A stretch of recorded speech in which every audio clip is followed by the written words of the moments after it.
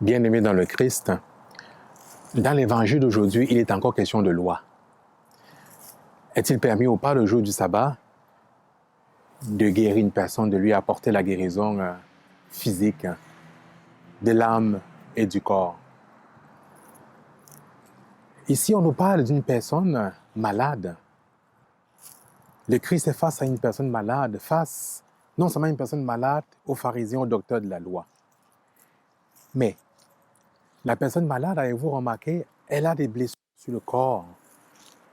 Elle a des bulles d'eau, des espèces d'abcès, des espèces de furoncles sur le visage, partout sur le corps, qui fait peur, qui répugne. C'est un peu comme la COVID. En ce moment, lorsqu'une personne éternue dans la rue, on a le goût de traverser, de partir à la course, parce qu'on a peur.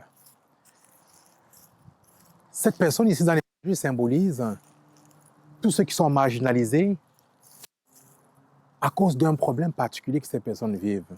C'est le cas de la santé mentale, c'est le cas par exemple de la pauvreté, des personnes qui sont seules, qui n'ont pas de domicile fixe, des personnes sans domicile fixe.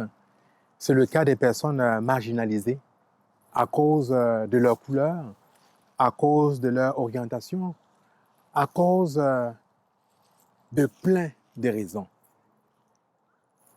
Mais le Christ, une fois de plus, en guérissant cette personne le jour du sabbat, veut ici montrer que c'est le plus grand des commandements, l'amour de Dieu et l'amour du prochain, qui doivent transformer notre regard sur les autres. On voit donc qu'il est question de préjugés. Les pharisiens, en tant que des grands légalistes, des gens qui sont vraiment à cheval sur la loi, s'intéressent plutôt aux préceptes plus qu'à la personne.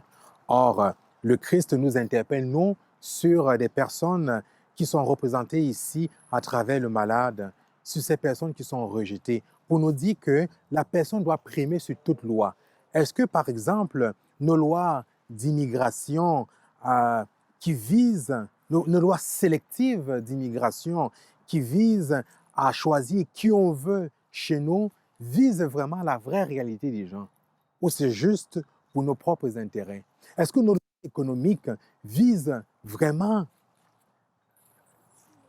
la justice sociale? Est-ce que nos lois économiques visent vraiment la dignité de la personne?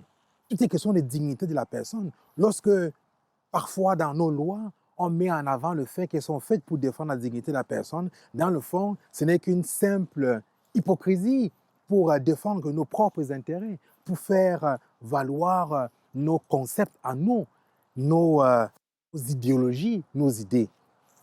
Ainsi donc, le Christ nous invite à oser, à avoir le courage de dépasser nos préjugés, de ne pas nous arrêter sur ce que nous voyons sur la personne, mais sur sa réalité. Le Christ voit ici une réalité souffrante.